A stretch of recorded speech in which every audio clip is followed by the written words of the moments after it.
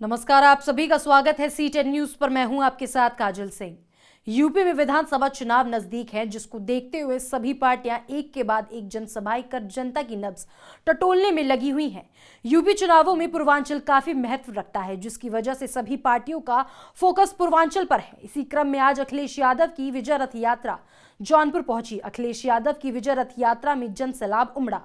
सपा प्रमुख अखिलेश यादव आज से जौनपुर के 2 दिवसीय दौरे पर हैं। अखिलेश यादव का प्लेन जब जौनपुर में लैंड किया तो अखिलेश यादव के स्वागत में सपा कार्यकर्ता वहां पहले से ही मौजूद रहे। अखिलेश यादव के साथ सुबसपा ओम प्रकाश राजभर भी मौजूद रहे। सपा कार्यकर्ताओं ने बड़ी शालीनता के साथ सपा प्रमुख का स्वागत किया। इस दौरान अखिलेश यादव मीडिया से रूबरू भी हुए। मीडिया से बात करते हुए उन्होंने बीजेपी सरकार पर जमकर निशाना साधा। इस दौरान अखिलेश यादव ने किसानों का जिक्र करते हुए बीजेपी सरकार को आड़े हाथों लिया। उन्होंने कहा कि बीजेपी की सरकार में किसानों को खाद नहीं मिल पा रहा है, हर चीज महंगी हो रही है। चुनावों की वजह से तीनों काले कानून वापस लिए गए। बड़े पैमाने पर किसानों का अपमान हुआ है। दोगुनी होगी तो खुशहाली कैसे आएगी? क्या आज के समय पर किसानों को खाद मिल रही है? डीएपी का पर्याप्त इंतजाम है? यूरिया क्या मिल पा रही है? किसान की खेती और किसान की किसानी को बर्बाद करने का काम भारतीय जनता पार्टी की सरकार में हुआ है। कोरोना के समय पर अगर किसान ने खेत में काम न किया होता तो आपकी अर्थव्यवस्था और चौपट हो जाती। पहले तो 3 कानून लाए गए, बड़े पैमाने पे किसानों को अपमान किया गया। 700 के लगभग किसानों ने की जान गई।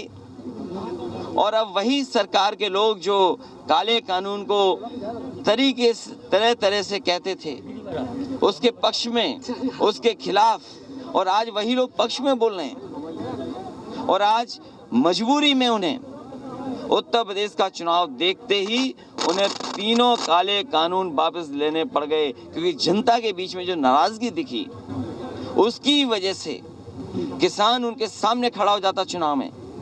इस वजह से उन्हें कानून वापस लेने पड़े।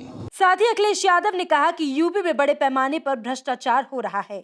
अखिलेश यादव ने बिना नाम लिए ही सीएम योगी और केशव प्रसाद मौर्य के बीच चल रहे मनमुटाव को लेकर तंज कसते हुए कहा, डबल इंजन एक दूसरे में टक्कर मार रहे हैं। यूपी में कानून व्यवस्था चौपट हो गई है।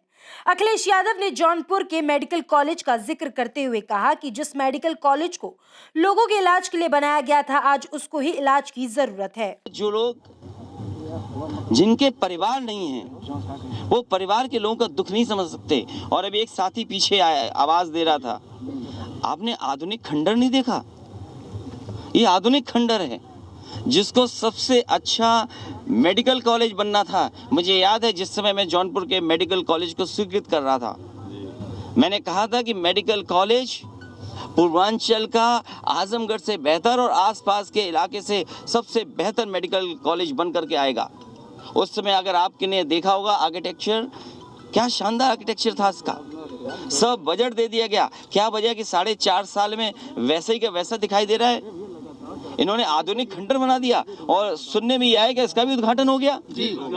अरे जिस अस्पताल में जो अस्पताल खुद इलाज मांग रहा हो, जो मेडिकल कॉलेज खुद इलाज मांग रहा हो, वो कब गरीबों का इलाज कर पाएगा?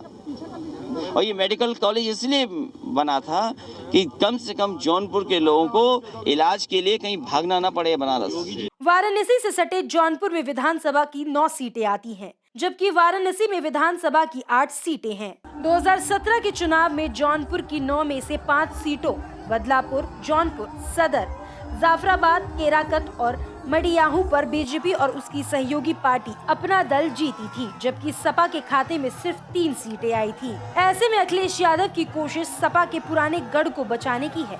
यही वजह है कि अखिलेश यादव 2 दिन तक जौनपुर की अलग अलग विधानसभा सीटों पर प्रचार करेंगे और सपा के पक्ष में माहौल बनाने की कोशिश करेंगे।